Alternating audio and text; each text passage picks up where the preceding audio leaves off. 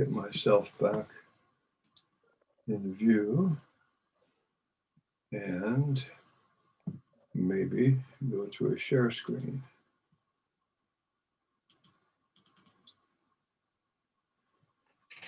Okay, what I've put on the screen, which I assume you guys can see, is the page of Laplace transforms. And we are familiar with, or at least if you've been doing any problems at all, and I hope you have, you get very familiar with the top group, because when you get the differential equation translated and you manipulate it, 2 more people coming. That's good. Anyway, when we get the differential equation dealt with by translating it, then you have to do some algebra, and you normally get some quotients and some other stuff. And so this table, I hope, comes in handy. And somebody's making a lot of noise. Must be Peyton. Peyton must be making a lot of noise. Anyway, what's not so familiar, and that's what we're going to talk about today, are the ones at the bottom, not all the way at the bottom, because 18 and 19 are how you translate derivatives. But these others, we've already talked about a little bit. I kind of rushed through part of it the other day. We're going to take a little more time on some of it. One of the things that we talk about is this number 12. And number 12 has to do with a step function or a Heaviside function. And we'll get used to that. But when you translate it, basically it involves an exponential function over in the translated world. So we'll talk more about that by doing examples. But later, this one is not so much translating the function over. Normally, it's after you do some algebra on the right-hand side, you get something with an E in it. And if it just has S in the denominator, it will go back to, wherever I am here, it will go back to a U thing and a shift of the F. So what you want to do is identify what the inverse transform of the F is without the E part. And then when you shift it back, you just multiply it's minus C here, you multiply by U sub C, that's the step function. And you have to take a shift of the variable in the F. So we'll talk more about that. Again, sometimes, in this one, you can transform over, and it just involves a shift. That is more one to transform over this way. But what we do mostly is translate sine or cosine, and in my notes, a hyperbolic function of sine or cosine. And so number 14, as we've said before, that's kind of the general one. And these 9 and 10 are specific instances of number 14. So when you have an exponential, it's going to shift over here. So we have 2 kinds of shifts. We have a shift over when we go, and here we have a shift back. We'll talk more about this, as I said. Okay, now, there's 2 things to talk about. One's what's called a Dirac delta function, and without even knowing what it is, if you're given something, what you might see is a delta sub C. And delta sub C is the delta function shifted. But basically, when you see a delta sub C, it goes to e to the minus cs. So whether you understand what the delta function is or not, if you had one in the differential equation, you simply translate it to e to the minus whatever the the delta is. If it's delta 5, it should become e to the minus 5s. We can talk about that a little bit. What this is more complicated. Some people, like as I said, I've seen students in engineering classes, and they simplify this idea. Mathematically, it's a very complicated idea. We will talk more about that. But as far as just shifting, it's easy. I'm sorry, it's not the right word. As far as translating it, it's easy. We'll talk more about it. Okay, and that leaves this one, and this is what I wanted to start talking about today. And again, this mess over here is not what we start with. What you have when you're doing a translation using Laplace transforms, sometimes we come up with products. Now, if these products involve denominators, what we've had to do up to now, several times in the notes and in the examples in the book, you have to do partial fractions to simplify this, to change this into some kind of a sum. And we're going to go to some examples shortly. It turns out that section 6 in the book talks about doing something else. If you want to translate back, it turns out if you know what the capital F translates back to, and if you know what the capital G translates back to, then the inverse transform turns out to be an integral. Now, it's a general idea of something called a convolution, and in the notes I handed out, I developed properties of this function. But in this class, we're not really going to use properties of this function. What we're going to do is use this integral. And so what I want to talk about first is this idea. So I'm going to get off this share screen, I hope. And you see me again. I will go to a different share screen, namely, well, it's the same share screen, but I just have to shift the stuff I got here. So I could have just shifted easily. All right, so what we're going to have here is if I have a right-hand side, which is the product of two functions, and I can identify what the inverse transform of those two functions are individually, then what I do is I stick them in an integral. Now, I shift one of them and leave the other one alone. Now, you integrate from 0 to t, so the thing here is traditional to call it tau. You could call it x, you could call it anything else you want to call it, but you have to shift by an amount, and the thing you're integrating with respect to is a tau. Now, sometimes you don't want to do this because maybe you'd rather do something with f than g in shifting, and so it turns out that if you did it the other way, namely shifted the g to t minus tau and the f of tau, these are both the same. So this is a little bit like integration by parts, where you have to decide in a given problem which is the u and which is the dv, if you remember integration by parts.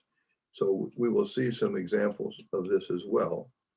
And so now, in the notes in section 6.5, and that's here on the page, I also can put it up on the screen because I've got it on the computer as well. But what I want to go to, for if you've got your stuff at home, is 6.5 is page 7.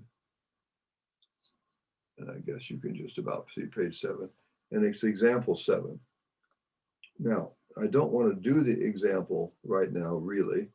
What I want to do is notice that in the example, you have this expression, and it's in S's. And so this is an expression that's over on the translated form. It's a product. And this one's made up so that it works well. But anyway, what I notice is 1 over s squared. That's a transform of something by now you're supposed to know. And a over s squared plus a squared, that's the transform of something you're supposed to know. So if I call little f t, f of t is t, then it transforms to 1 over s squared. That's what you're supposed to know already. If I take g as sine, it transforms over to a over s squared plus a squared. Therefore, the h is the product of these two functions. So what is the inverse transform of h? The answer is, this is a notation, the answer is one of these two things up here. So we either write t minus tau, because f of t is t and we need to shift it, t minus tau, and the other function is sine, and that just becomes sine of a tau, or we decide we don't like that and we do tau and shift the sign.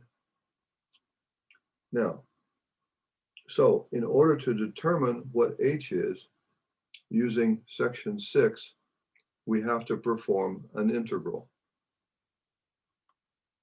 Okay, now, what if this were just s instead of s squared? Then it would be the transform of 1, not t. And therefore, it doesn't shift, it would just be 1. And so in that case, all you have to do is integrate the sine function, which would be easy. Okay, if the f is more complicated, then you have to do something else. So what to do here would be integration by parts on either one of these. If you do integration by parts, you come up with this answer. And why do you get a minus and stuff? Because you remember, here we have an integral. When you evaluate the integral, you stick stuff in and you take a minus and you stick the other stuff in. Anyway, when you do integration by parts and do the answer here, you will get this thing. Now, how else could we have done this problem? If I have this problem up here, I have a fraction. This is a linear thing squared, and this is a quadratic irreducible thing squared, and I can do partial fractions on it and change this to be a sum. Okay, that would be what we do when we've only read up to about section 2 or 3. So if you have something like this, you can change it into a sum by partial fractions and avoid 6.6 completely. The only unfortunate thing for you guys is if you do that, you might have problems on the test where I might say, either on the test that you already have in your possession or on the final, to use, I might say, use convolutions to solve the problem. And that means you wouldn't be allowed in that problem to write this product as a sum with partial fractions. So anyway, we have two methods, since a lot of times you'll get products, when you do Laplace transforms, you'll get products. We have two ways to try to deal with those products. So that's what I wanted to say there. That's actually an example in section 7, and you can read that material. That's what that basically here. What I didn't do a few seconds ago is this. Here is the integration by parts worked out for you. So if you're lazy, you can read page 8 where I do the integration by parts. Okay. And so then I want to talk about examples 8 here, because just another example. So now we're going to do a differential equation, but we don't know what the right-hand side is, but there's something. But we do know what the initial conditions are. So this could be a step function, a U thing. This could be later when we talk about Dirac delta functions. This could be a sine or a cosine or an exponential. It's something. Don't need to worry about it. We'll see. Anyway, take Laplace transforms. So this is the second derivative. There's no first derivative. And so what's left is the 4 here.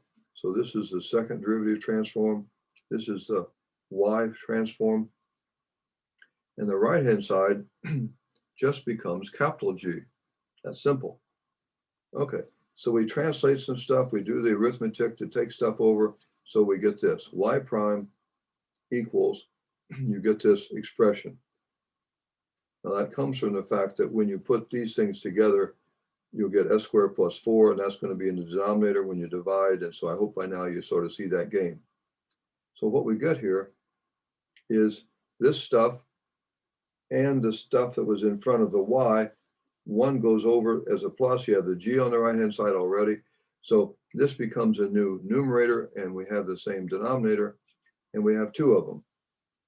Now, this turns out to be, well, not directly translatable back, except I have a numerator that's I can split up.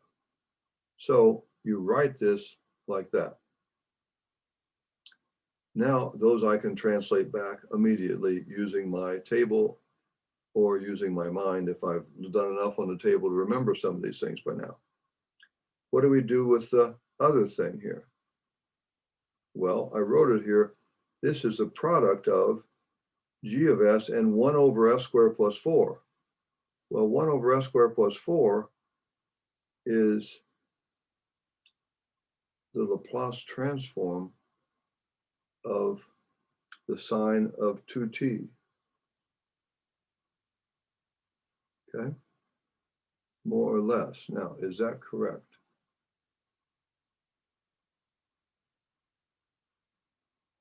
If I have 1, do I not need to have a 2 up here maybe? Is this a typo, you guys? Now, I'm asking this question because whether or not it's a typo, this is the kind of stuff that will kill you. You've got to translate and look at the stuff very carefully. So what is the Laplace transform? If I go back here to this other page, what is the Laplace transform of the sine of 2t? Well, if necessary, I scrape around and try to find my page. The sine of 2t would become 2 over s squared plus 4. So that would be 2 over s squared plus 4. All right, well, what do I have? I wrote here I have g of s over s squared plus 4. The Laplace transform this would be 2 over s squared plus 4. So do I need to have something?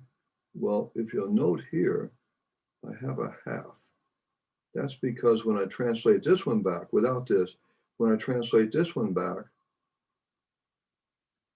the half comes in because I need a 2 up here.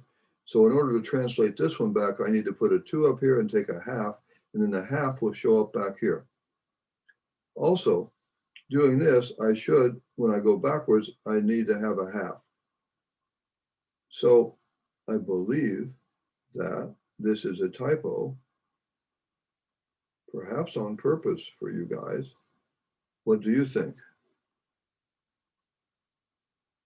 If I'm going to take the Laplace transform of the sine and have a 2 over here on the right, then I got to have a 2.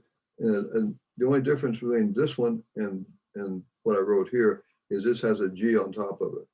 So in order to make a transform of the sine, I'd have to have a 2 over 2. I'd have to introduce a 2 upstairs and a 2 downstairs. That's why I say there's a typo. So when you're doing this stuff, you got to be really careful because you need to worry about these little things that involve A's and B's, the letters. So I did it correctly here, but this looks like a typo to me. Okay. So I wanted to show you that example because there's a mistake in it, I think. Now, you got to think it out. Is there a mistake, or am I making a mistake by thinking I made a mistake? Anyway, presumably you can figure that out. Okay, so let's go back to section 3 now. Section 3 in the notes, and I want to go to page 5 on section 3. Now that's right here. And again, I can put it up on the screen if you can't see this very well. If you can see it well enough, we'll leave it the way it is. This goes back, and we're doing a This is when we first started learning about u, the Heaviside or step function.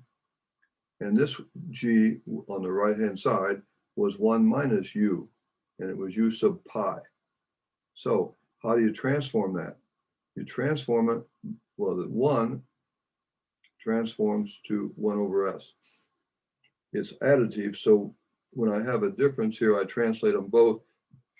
The difference translates, and I need to translate the u sub c, which becomes e to the minus, in this case, the c is pi, e to the minus pi s over s. So this is a transform of this Heaviside function.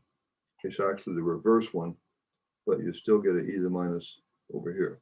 So now, if we had a differential equation where you have that g on the right-hand side, when I translate it, I'm going to get all this stuff over on the right-hand side. And so I do the second derivative and stuff. There's the second derivative. Here's the first derivative. You might recognize this from a while ago. We did something like this already. And the right-hand side is now this. In this case, since they both are over s right here, I put them in the same thing. But really, I want to split them. I just did that because you can do that. And there's nothing wrong with doing that. But later when I work it out, I'll probably split them up a little bit. So now, when I do this, you do get this thing in front of the y, which you divide. So you notice you get this more complicated thing with a 1 over s.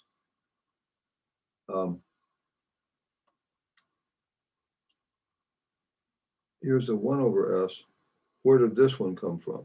Well, here was something that at this line of doing it, I hadn't moved this over yet. So when I move this over, it's going to be over s squared plus 4, and that's okay. I know this one. This is, I think I know this one. Oh boy, I better go back and look real quick here. If I have s over s squared plus a squared, that's cosine at. Okay, I've got, what have I got? Where did I have,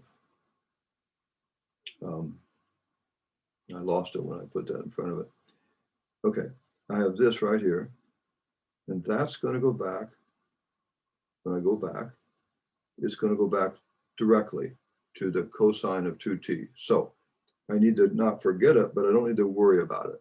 This one is done as far as translating back. As far as his notes are concerned, it's on the next page, but when I get back there, it's going to be a cosine. This is the one that I'm concerned about.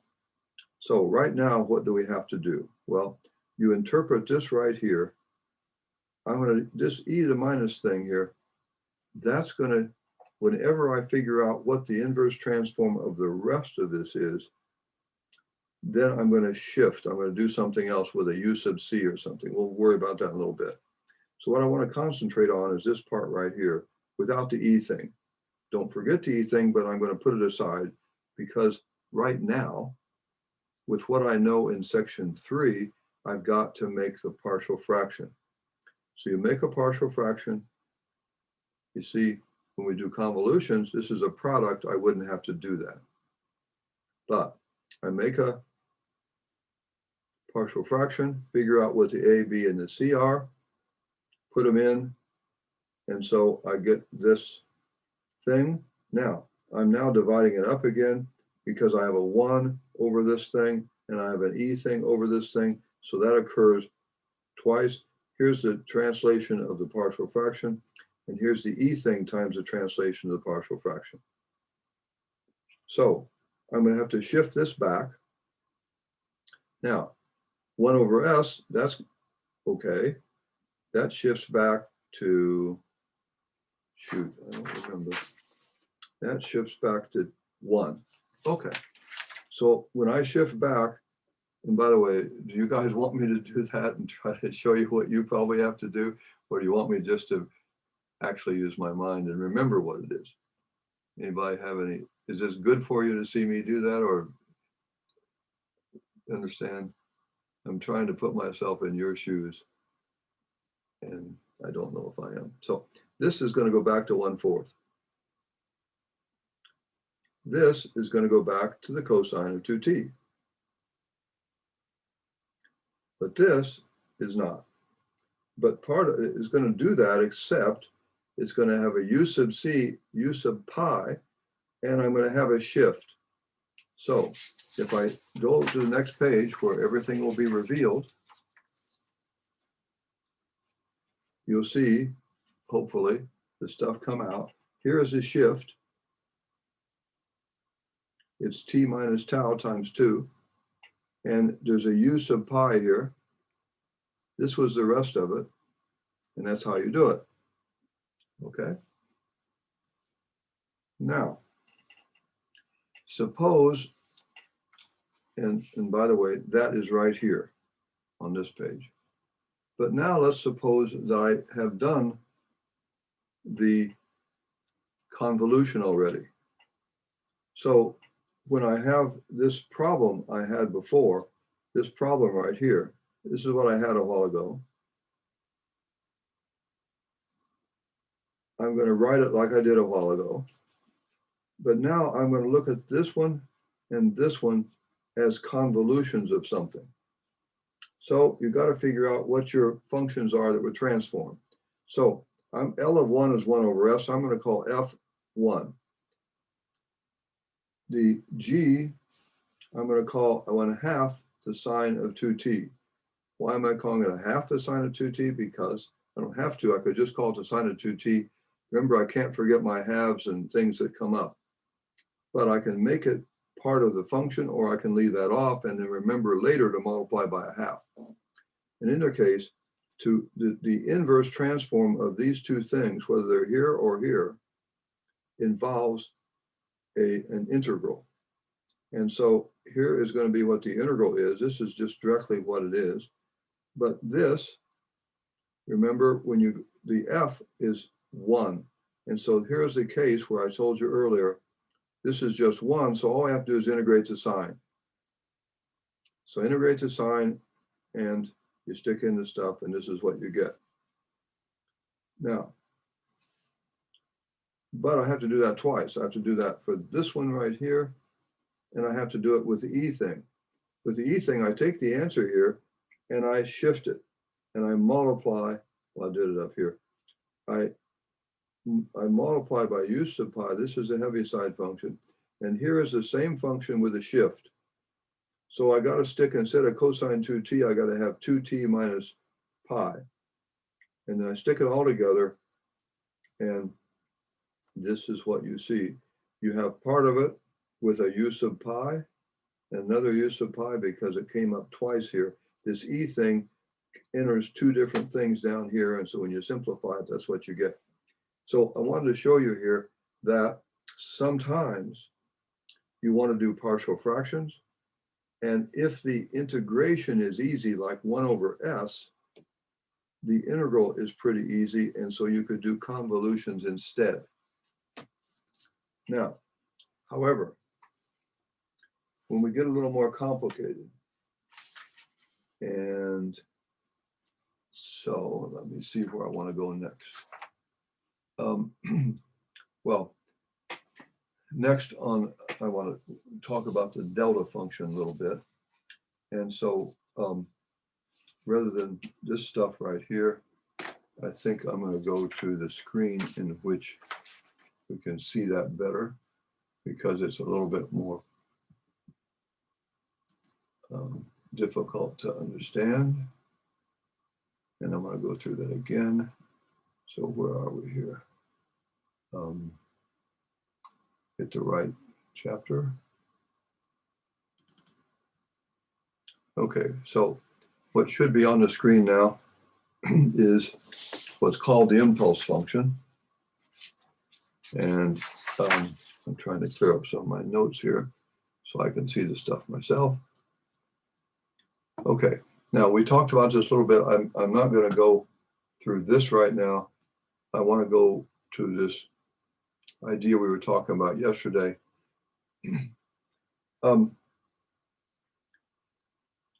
The whole thing here, if we would stop right, sorry, I've got the wrong cursor going here.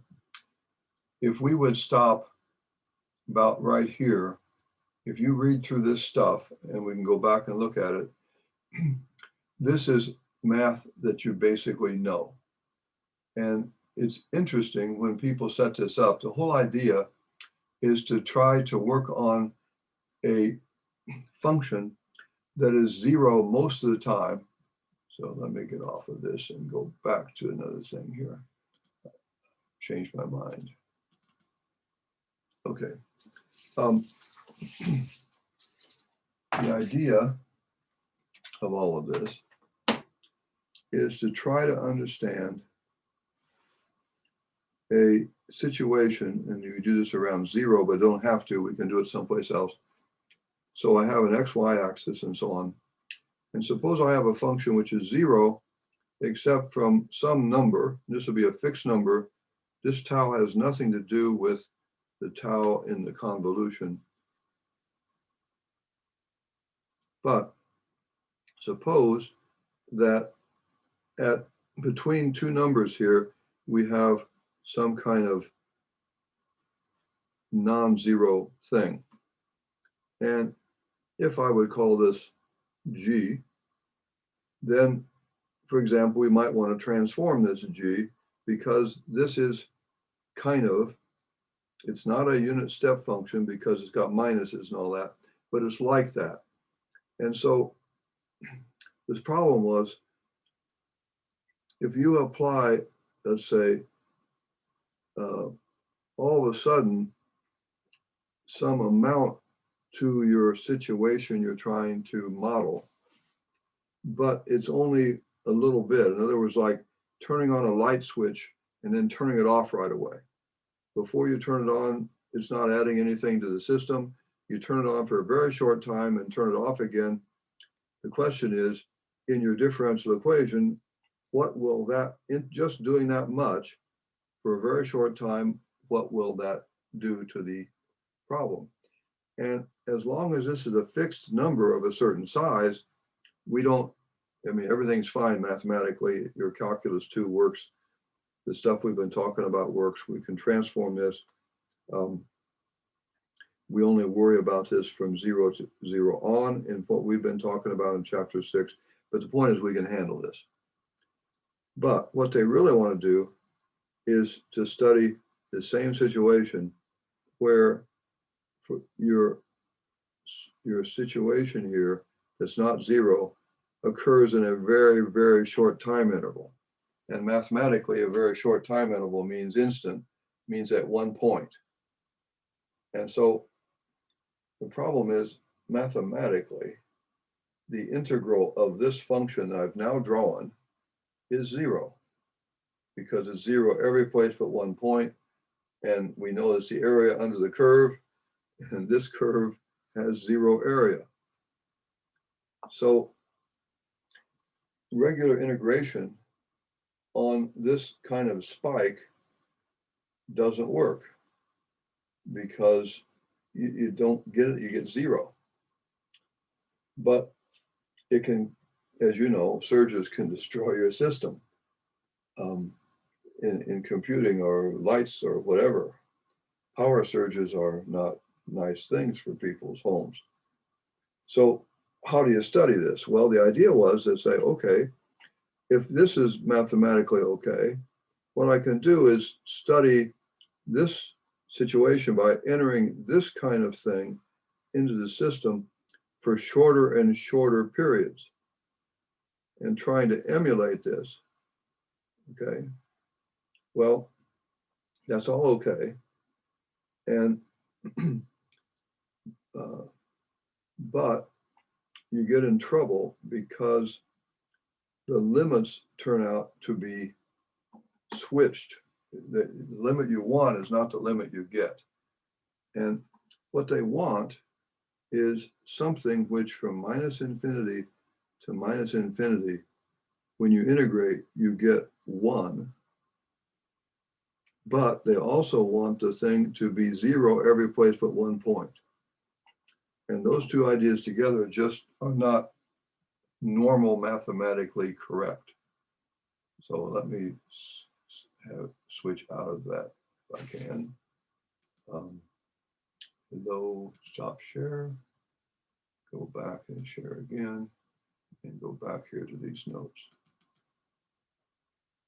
Okay, not okay. Yeah, no, okay, yeah. So now, no, that's not, I've got two different computers going here, and the point is I got one picture on one screen, another picture on the other screen. So what I want to do here is this one. Okay, now now we have my two screens now match. Okay, so the work which I put on this page is basically, this is just saying I want to describe a function which is something in this very short time period, and we're going to assume it's going to be constant a little bit, but and zero outside, and I do some work here, but all this, you know that if I integrate something from one place to another and it's zero most of the time, all you're going to get from minus infinity to plus infinity is it's going to just boil down to what happens when it's not zero. And so if we call this I of tau sub zero, in other words, this is the variable here. So the t is not the variable, that's going to disappear in the integration. And so we have an integral, we have an area. And it's the same as if it's minus infinity plus infinity because of the way we defined it up here. So now I'm not so worried about the minus infinity plus infinity, I'm worried about what happens close to zero. So this function is called the total impulse, okay? In electrical system, if F is the current in electrical circuit and G is the derivative of the voltage, then I represents the total voltage impressed on the circuit during the time interval. Okay, so you can think about that. Okay, now, I said here the setup is centered around zero. And if you want to do it someplace else, you can. We can shift it any place, and we do that later. But for what we want to do here, this d sub tau, and I got to distinguish t and tau here because we switch it on you. D sub tau is going to be 1 over 2 tau when t is between minus tau and tau. So now I'm bringing the function f is going to also involve a number involving the interval. So if I do this from minus 2 to 2, this would be 1 over 4. So the tau, I have a fixed function. So this says for each tau, so tau is fixed. And that also fixes the interval. Then the impulse function turns out to be 1. The reason is because the interval's length is 2 tau, and I just defined my function to be 1 over 2 tau. So when you multiply those together, you get 1. So this is a trivial integral. So the impulse is 1. This is, remember, I'm told you we're trying to create something that is like a lightning strike. Okay. So I defines a function from 0 to infinity, namely f of t, or I of t is 1. Now, so here I used t, I of t, and here I use tau. You have to be careful. This is just defining the function. Remember, tau is fixed. This is just defining the function. So we can say the limit as tau goes to 0 of I is 1. Why? Because I of t is constant. So the limit as tau goes to 0 of the impulse is 1. But what the book wants to talk about is not doing the limit as tau goes to 0 of I of tau. That's actually okay. The book wants to talk about doing the limit as tau goes to 0 of d sub tau. not the integral of d sub tau, but d sub tau itself. And that's where we get into trouble, because now we're talking about not t. T is not involved in this limit.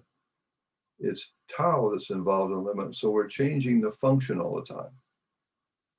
And therefore, we have not studied such things in our class. So just wanted to say a little bit more about that. The nice thing is we don't have to worry about all that. So we're going to define this delta function to be 1 if t is 0 and 0 elsewhere. And this one, and I don't know why I did this here, this basically delta sub t naught is just 0 if t is not t naught and 1 if t is t naught. So out here, let me show you, maybe, if you want to. If I get the right section. Sorry, this isn't as smooth as silk. But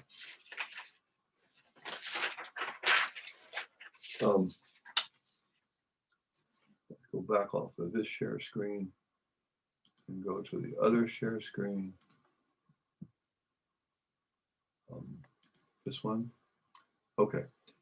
What I wrote over here is what we're talking about. Delta sub t naught is 0 if you're not at t naught and 1 if you are. So here I wrote 5 for t naught. If t naught equals 5, and I wrote that because it's an example. So this would actually be if t is not t naught or if t is t naught. So delta sub 0, that's just the delta function, but delta sub 0 means it's 0 if t is not 0 and 1 if it is. Delta sub 10 would be 0 if it's not 10 and 1 if it is. Then on this page, since I'm on this, we develop a Laplace transform of delta sub t naught. And the nice thing is, it's just the exponential function. This is minus s t naught. So delta 5 goes to e to the minus 5s. That's easy. Okay. So we have an example here where now I have on the right-hand side, I have delta 5. I want to translate it, and it's easy. I just translate it to somewhere. I translate it to e to the minus 5s. So this differential equation changes to this right here. Now, the reason it's so simple is because the initial conditions for this example made the initial conditions both 0. So basically, this just translates to the characteristic equation, and the delta function becomes this, e to the minus so-and-so. So what do you get? You get an e to the minus so-and-so over there. And now, when I shift back, whenever I figure out how to do that, I'm just going to use a u sub 5. So in the answer down here somewhere, I'm going to have a u sub 5. You can see the bottom, I guess my finger is here. I'm going to have a u sub 5 and a shift of the f. Now the f is the inverse transform of this thing right here. And this is a good example of how bad it can get. You got to be really careful for several reasons here. Before we had s squared plus 4, and that was an easy thing to take back. Now we have 2s squared plus s plus 2, and you need to change that into the sum of squares. And so this is going to be a sign translation, more or less. If I say the more or less, the 1 is not right. But the denominator is s plus 1/4 squared. When I have that, that's going to involve an exponential shift. So when I get back to the answer, there's going to be an exponential shift. But there's also going to be a shift because of the u sub c. The u sub c was u sub 5. When you go backwards, you have to do t minus 5. When I do the convolution or whatever, when I take this one back, I have a different shift. So I'm going to take this, but I got to shift this. And that's why the thing here, this is the shift of this thing by itself. When I shift it involved with the E, I've got to shift the T minus 5. So this example on page 4 of your notes, you need to stare at, because you need to shift in one case because of the S plus 4. You need to shift in another case because of the E minus 5S here as well. It's right here. So this is going to make the end thing shift to T minus 5 and a U sub 5. Okay. So as I said, this is a good one to stare at. So basically, I'm hoping you'll understand, because of the shortness of time, and we have several more days now, we can talk about more stuff. We can talk about the Dirac function more. The nice thing about the Dirac delta function is all you got to do is go back to this table that I don't know where it is now. The table I have hiding around somewhere, this table. This table says if my right-hand side has this thing in it. Now, this is delta sub C, delta sub C. So if I have delta sub C, that translates to e to the minus CS. Okay, now, when you translate e things back, you don't go back to delta. When you translate the e things back, like up here, you translate back to a u sub C thing. I'm sorry, I've got two different computers going here again, so it's hard for me to, I should be looking at the other machine. If I have an E thing, it goes back to a U sub C thing. And you have to shift the F. That's what we just did. Okay. So we've got a couple of minutes here. Any of you, how is this going? Are you sort of getting what's going on? Yes. I mean, well, you already have your test in hand. So, and you're allowed to use your notes. And so you can look at some of the stuff that I wrote out and look at the problems you're supposed to do. As I said, the pickiest thing is getting these fractions that you have to take back when you have a half that you have to bring in. A while ago, I had a square root of 15 over 4. You got to get those correctly stuck in the right places. So when you translate back, you don't screw that up. And you might have to do some partial fraction review, or if you're really good at integrating, you can do the convolution. Now, because let's talk about the convolution just a second. This thing here, when you're translating stuff back, if the thing on the right-hand side was a 1 over s squared, you're going to get a t or a t minus tau here. If the other one was a s squared plus 4 or something down here, you're going to get a sine or a cosine. So you're going to have to integrate t times sine or cosine. But if both of them were like s squared plus 4 and s squared plus 9, then you're going to have to be integrating sines times cosines. So if the thing's very complicated, you might be better off doing partial fractions than trying to do convolutions, because the integral you have to do may be too complicated to do.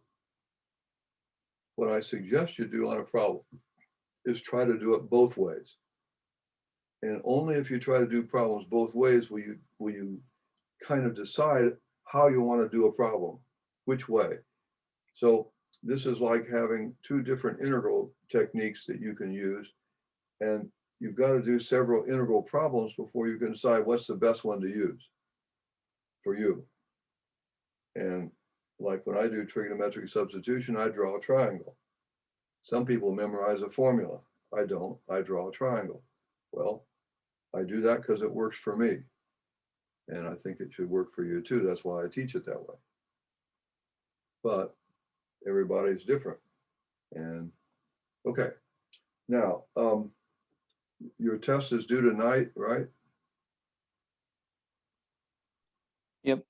I will try to have your test back to you on Friday or before. Hopefully I'll get it back to you tomorrow. And then on Friday, we can talk about this because I'm hoping there won't be any need for a retake.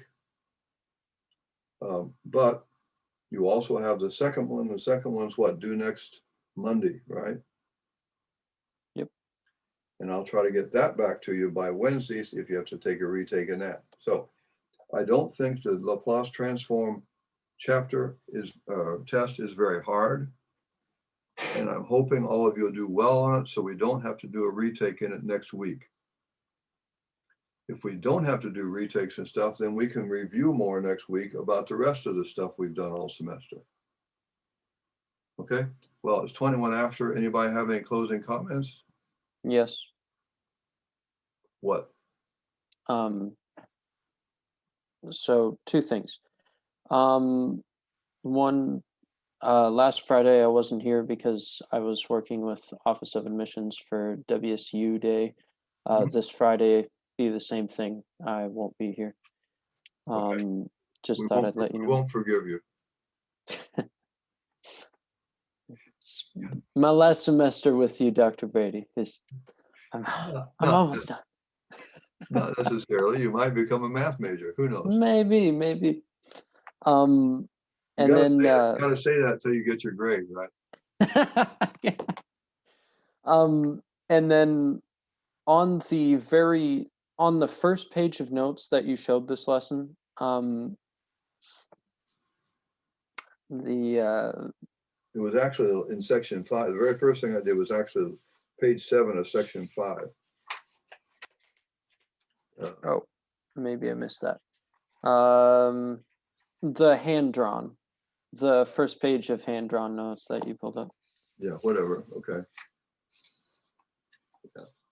Maybe this was, you're talking about the Duroc thing? I don't know. Go ahead, because well, in that, like the h of s equals f of s g of s, and then you go into the integral thing, the thing that you wrote out for it. I couldn't tell which one were t's and which one were tau's. okay. Um, Well, that only, as far as the convolution, okay, and so you can put this up fast here. It turns out if you look at it, where did I have it? Now I've got stuff all over the place. Okay, here, I think. This was what I think you're talking about. yes, that was it. Okay, and if either one, in other words, you got two things that are multiplied together. And we figure out what those are. Like in this problem, it's one's t and one's sine. Okay, then I have a choice. I can either put the t for the f. So if f of t is t, then f of t minus 5 is t minus 5. F of t plus 7 is t plus 7. So f of t minus tau is just t minus tau. And that's what I have here. So if I choose to make the f of t is t, then f of t minus tau is t minus tau. Because f is the identity function, okay? In that case, the g is the other function, and so that would be the other function. But it's also possible to do it the opposite way. In other words, I could make this t, and that's what I did here. I can make this t and the other one sine of a times t minus tau. I can put the t minus tau with the sine function and leave the tau alone. If f of t is t, f of tau is tau. So if you look at these two things, this is a definition of the convolution. You can do either of these two integrals, if that's what your question is. And yeah, I was just confused. So the first one is f of t minus tau, g of tau, all d tau taken, d tau taken with respect to tau. And then the second one is f of t, g of t minus tau, d of tau. Is that correct? Okay.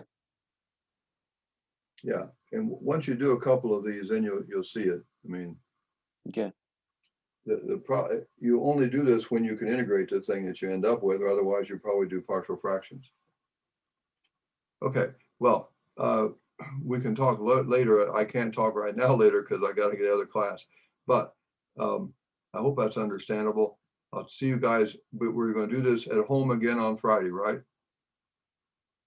And most people have left already. So we're going to do this on Friday. If you're here, I'm going to have to do the recording now. Stop the recording. Where's that?